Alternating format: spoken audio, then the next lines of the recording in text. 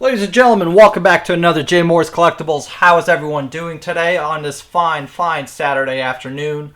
Lovely weather over here in New York City.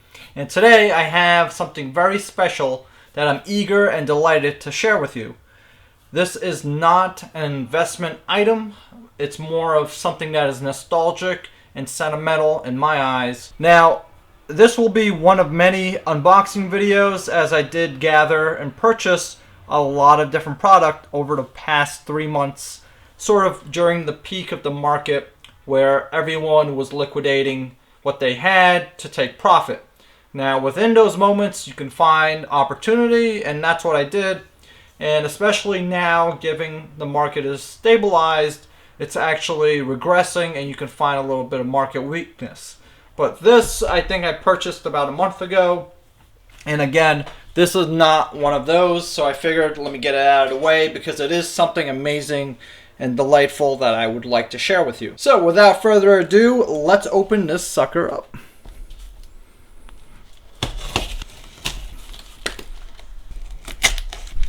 Now, just some background before I actually unveil what I picked up. This is a purchase I made in an auction over at the MTG Art Market Facebook group. Not a very large dollar item, but very, again, sentimental to me. So it is a priceless treasure in my eyes. There we go. All right. So, spoiler before I unveil it, it is not MTG related. However, it ties in with the MTG Art Market because this is, ladies and gentlemen, Dungeons and Dragons. Again, this item is not MTG, however, it is affiliated with the parent company, Wizards of the Coast, back in 1997 when they purchased Tactical Studies rules so that they can acquire the rights to publish Dungeons and Dragons, which again has been around for well over a few decades back in the late 90s, and the great renowned Peter Atkinson attests his love for the fantasy lore due to Dungeons and Dragons. So interestingly enough, one can say or argue that Magic wouldn't be where it's at if it wasn't for Dungeons and Dragons. And of course, one can say this is destiny or fated chance. So let's dive right in. This is my first time seeing the contents of this package, obviously.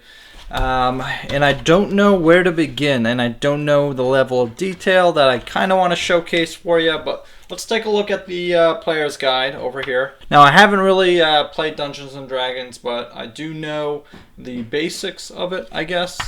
Again, I don't have time to really jump back into the gaming aspect or the gaming world, unfortunately, but this is still pretty cool to glance at, reminisce, and that's pretty neat. Imagine fighting that or being her. Pretty cool. Now, here's a foreword. Look, Rich Baker, January 1996. So this is the issue right before Wizards of the Coast acquired the rights to publish Dungeons and Dragons. And this is the time when the painting was dated, obviously. Lake Geneva, Wisconsin. So you know it's legit. Headquarters of Dungeons and Dragons, in case anyone didn't know. All right, yep. TSR, even though it says TSP. Nope, TSR right here. I don't know if you can pick it up on the camera. Tactical Studies Rules. Made in the good old US of A. All right, let's take a look at the credits. I don't know if you can see it right here. Design, Richard Baker. Editing, Miranda Horner. Steve Winter for creative director. Cover art, Jeff Easley.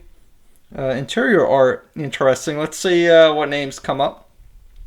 You got David Miller, William O'Connor, Thomas Manning, Randy effing Post. Oh my god, did I just spoil this video? Randy Post, ladies and gentlemen. Ken Frank, Dennis Kramer, Arnie Sweekel, Philip Robb, graphic designer Paul Honchetti, Greg Kirkman, and Shan Wren. Topography, Nancy Kirkstra. Art director, Stefan Danielle. Pretty cool, pretty cool. There you go. forward credits. This is the stuff that I'm mostly interested. Seeing who's behind the scenes back then.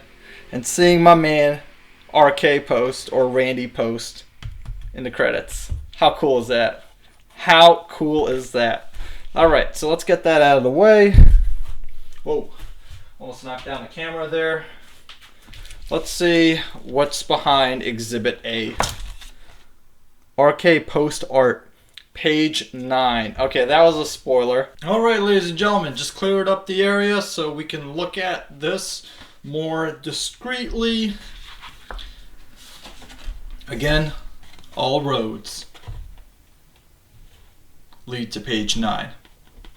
So let's go looking. Other spellcasters. Now that immediately reminded me of Mana Vortex from the Dark. Pretty cool artwork. Dude, look, check out the embroidery. That is so cool. I can't wait to read this in depth and just awe in the illustrations on every page, or at least every other page. Now I'm pretty sure what we're going to see here is a priest in the artwork, depicted in the artwork rather. So bear that in mind. Now I am on page 18. Bear with me. Try to get this in frame. Okay, so I have that in frame. Let's begin searching. So 14. Whoa! Okay, maybe I should have just looked for the post-it. Yeah, you think? Come on, Joey. Oh my god, I can't improv. Anyway, so like I was saying, priests versus wizards, blah blah blah, blah blah blah. That is it, ladies and gentlemen. Behold the artwork that we're about to witness. I mean, this is just absolutely jaw-dropping. I mean, I wish he had painted it so much larger just to see the detail and the amount of work and effort to illustrate such a thing. I believe this is a priest in the game casting a healing spell of some sort. Pretty sure that was what was disclosed in the auction listing. Now, again, made by Randy Post, who was credited earlier in this handbook, and by golly, can he deliver on what he was hired to do. Just the piece alone is collectible enough for me to want to own this in my collection. Yes, there may not be much monetary value behind this compared to a lot of others that I was holding out for, namely Ali from Cairo, which broke my budget limit, and I'm very strict about my budget in terms of spending and allocating in certain investments. But again, I do not want to turn this into an investment video because the artwork needs to be cherished, appreciated for what it is without any monetary note or assigned value to it. So without further ado, let's go back to the box and the packaging and see the actual artwork in the rest of the video. So with the power of editing, now we're over here in the video, and let's get this sucker out the box. Just carefully, because I don't know what contents. Okay, so this is the artwork itself. Give me a second so I can take it out meticulously and see what else is in the packaging. So while I set aside the actual artwork, it looks like he took the frame off and shipped it separately in the package. So why don't we open up the frame first? A+ packaging, by the way. Alright, sorry about that, ladies and gentlemen. I'm back. As you can see, the framing is absolutely magnificent.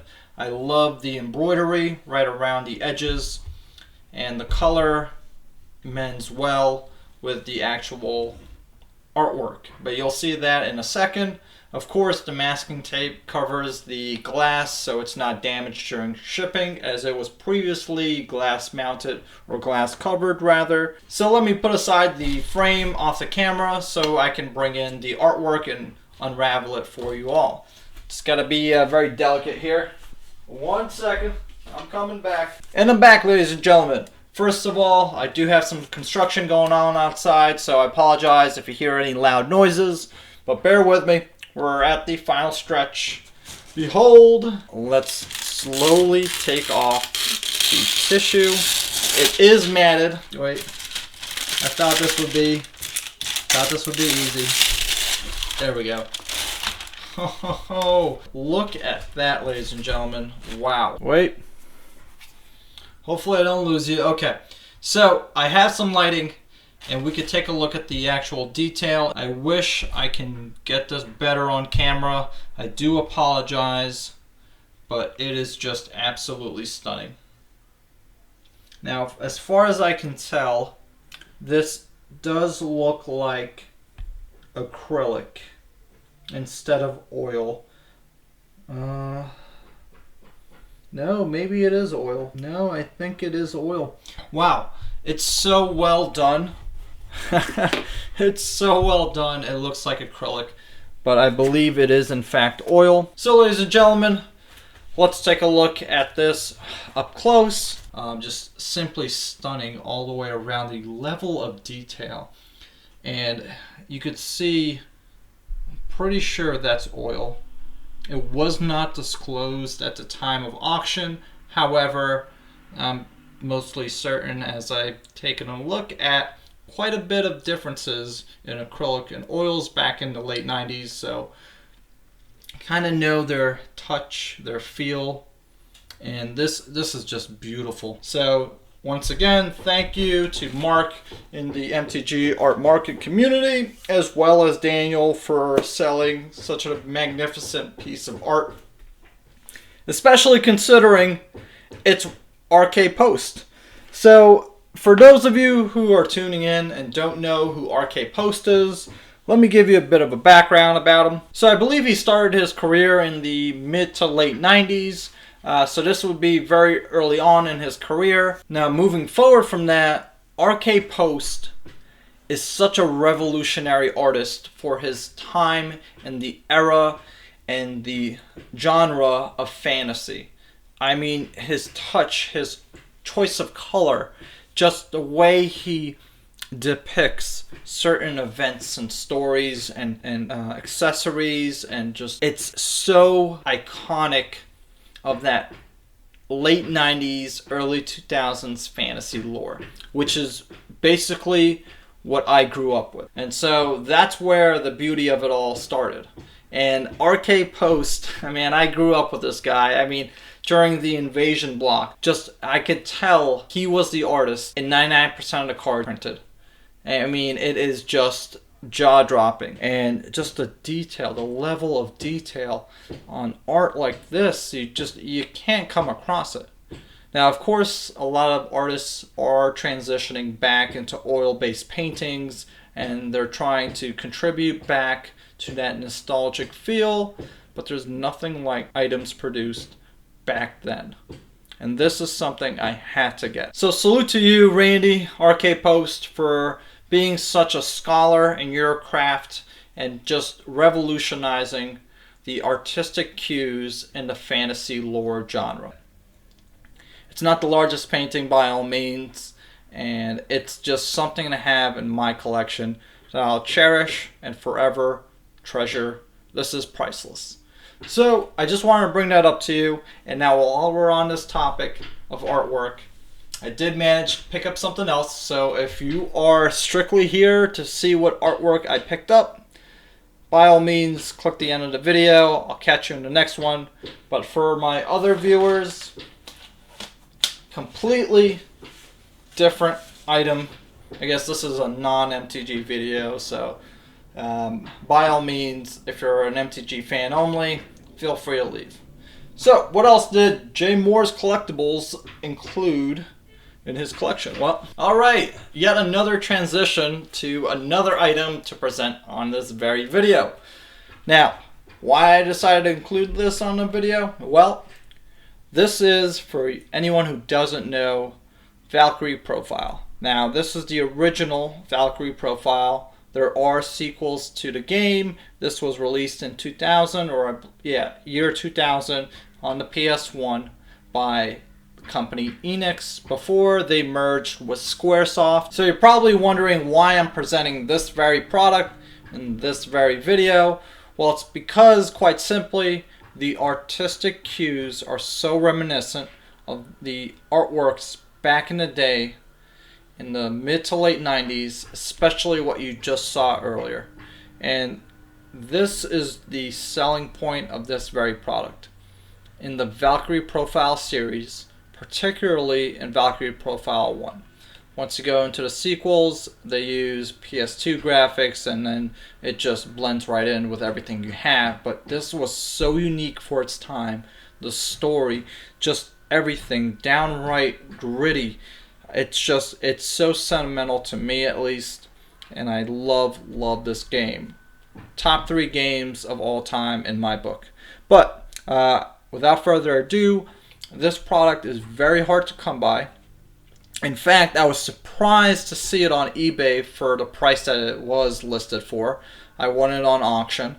And it came all the way from Japan. So let's go over the cards in this collection really quick. Of course, you have Lenneth, the almighty creator. Spoiler, well, if you haven't already played the game, what are you doing? Why are you watching? Alright, you should play the game and then tune in for the video. So I'll see you back next time. Alright, on to the ones who did play. Alright, you have Mr. Samurai Guy, who has a twin sister. You have Alia, who is a spear user in the game. Notable character because spears are the best weapon class in the game, period. At least in the main game. Next, you have Lorenta, who taught Lazard everything he knows and all his tricks. So she is notable for that reason alone. You have Shiho, who was the song maiden for, I forget which clan, but basically morale the troops into battle. Great story arc. Just, I love all these stories of each sub-character. Really great. Including Badrak, believe it or not. He is basically the outcast when it comes to any group of friends. He's the guy who just, he can't get things right. Put it that way. You have Laufer, who is the best character in the game, but they only gave him 20 attack. Makes a lot of sense there. Next, you have Yume, who can double as a mermaid / merfolk. Pretty cool, especially considering that Magic Gathering is reprinting Yume into a merfolk card just for Tolarian himself. Next, you have Naomi, who I believe lost her brother to the demon soul-eating dude. Great story arc. Let's move forward. So after that, you have Jael, who is like Joan d'Arc, or I guess Mulan, if you will, disguising herself as a male when she's in fact a female, just to be in the army because she can kick ass and take names and no one would believe her if she told everyone.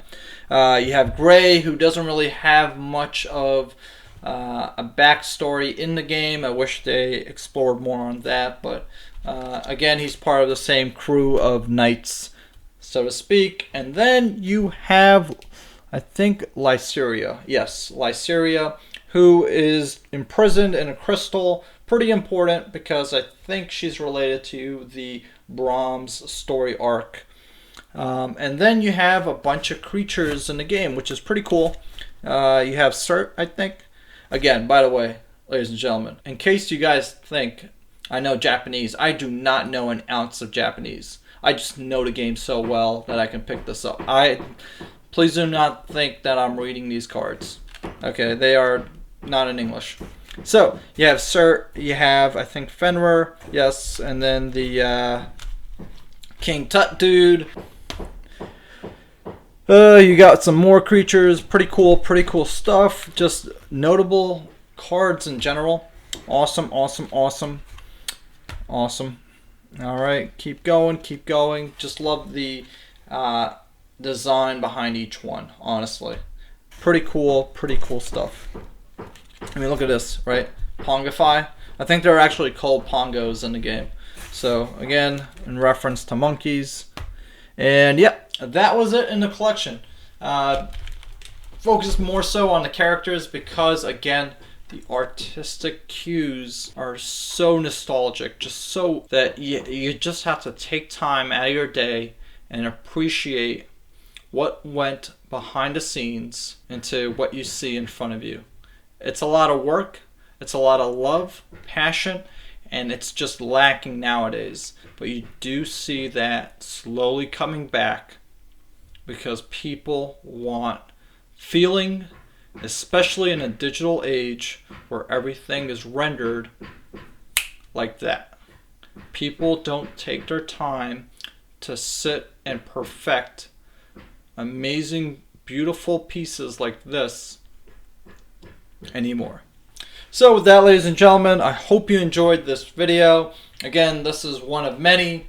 The rest of them will be MTG focused or other TCGs with an investment mindset. This, I had to share the beauty and wealth of color and just artistic abilities with you, the community. So if you like videos like this, let me know.